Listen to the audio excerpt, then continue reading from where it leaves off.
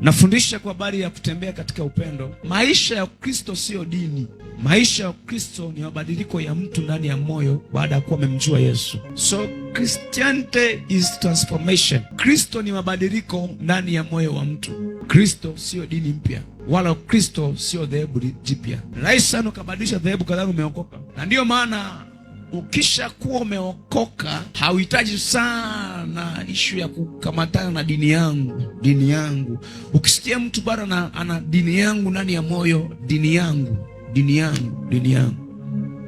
hapo ndio Paulo anasema isije ikawa nimepiga mbio bure. Dini maana yake nini? Dini maana yake ni njia anayotumia mwanadamu kumtafuta Mungu, a searching way for God. Mwanadamu anapokuwa anamtafuta Mungu, ile njia ndio dini.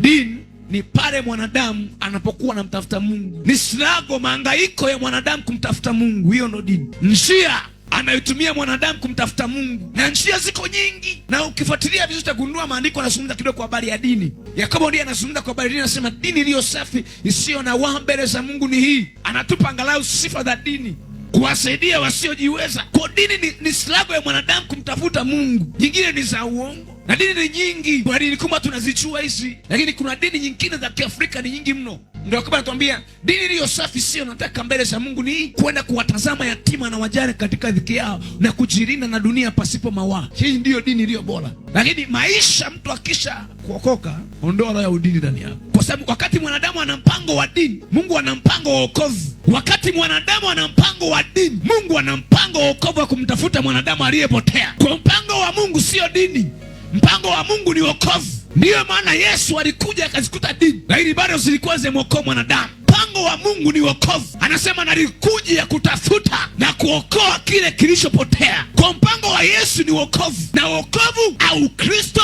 ni mabadiliko ndani ya moyo, ni mabadiliko ya tabia. Kusikae kwenye wokovu. Luka 19:10, kwa kuwa mwana wa Adamu alikuja kutafuta na kuokoa kile kilichopotea. Huu ndio wokovu. Mungu anaita, Yesu anatafuta aliyekuwa amepotea. Kwa Yesu akisha kutafuta akakupata, kinachofuatia hapo ni mabadiliko ya tabia ya ndani. Anasema Wakorintho wa pili 5:17, hata imekuwa mtu akiwa ndani ya Kristo habaki kuwa kiumbe kile kile. Anasema hata imekuwa mtu akiwa ndani ya Kristo, tazama amekuwa kiumbe kipya, ya kale yamepita, tazama ni kiumbe kipya. Ukiwa ndani ya Yesu unakuwa ni kiumbe kipya. Kiumbe kipya kimeumbiwa tabia mpya ndani yake. A new creation, anaumbiwa tabia mpya ndani yake. Hata imekuwa mtu akiwa ndani ya Kristo amekuwa kiumbe kipya, ya kale amepita, tazama amekuwa mapya. Kwa huwezi ukaokoka ukabakia na maisha ya zamani. Ukishaokoka Mungu anaumba vitu vipya ndani yako. Kwa wokovu ni tabia, na Ukristo ni tabia ambazo Mungu anaziumba, anakufinyanga mpaka umfanane Kristo, na kiwango cha kujipima ni Kristo. Bwana asifiwe. Anasema hata tufikie cheo cha kimo chake Kristo. Lengo ni Kristo. Kama ni kwa habari ya maombi, jifananishe na Yesu. Alikuwa anaombaje? Na wewe unajifananisha na Yesu. You want to pray like Jesus. Kama ni kwa habari ya upendo, jifunze kwa habari ya upendo wa Yesu. Alivyoacha mbingu akashuka duniani. Kama ni kwa habari ya kusamehe, jifunze kwa habari ya msamaha wa Yesu. Akiwa msalabani ameangikwa, anasema Bwana, wasamehe hawa, wamempiga mikuki, wamempiga mijeledi, hana kosa lolote, lakini Yesu anasema wasamehe hawa. Wokovu sio dini. Wokovu ni kujengewa tabia ya Kristo ndani yako. Wokovu ni kujengewa tabia ya Mungu ndani yako, kujengewa tabia kama ya Mungu ndani yako. Efeso 4:13, hata na sisi sote tutakapofikiria umoja wa imani na kumfahamu sana mwana wa Mungu, hata kuwa mtu mkamilifu, hata kufika cheo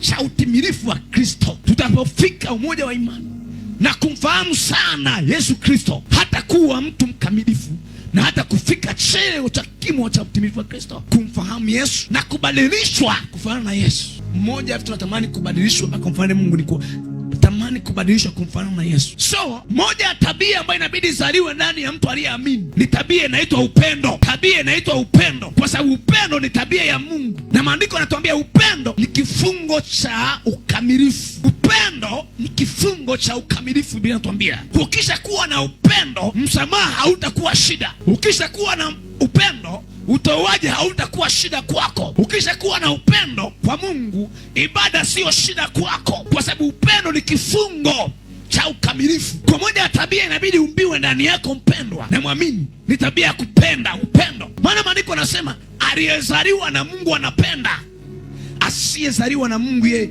huyo apendi. Kwa nikwambia, wana tu kuamini peke yake haukufanyi kuwa mwana wa Mungu. Kuna tabia lazima udhirithi, usiko na wewe lazima udhirithi. Na moja tabia hiyo ni tabia inaitwa upendo, love. Na maneno yanatambia itakuwa nyakati za mwisho upendo wa wengi utapoa. Wakolosai 3:14. Zaidi ya hayo yote jivikeni upendo, ndiyo kifungo cha ukamilifu. Kwa moja ya sifa nyingine ya upendo ni kwamba upendo ni kifungo cha ukamilifu.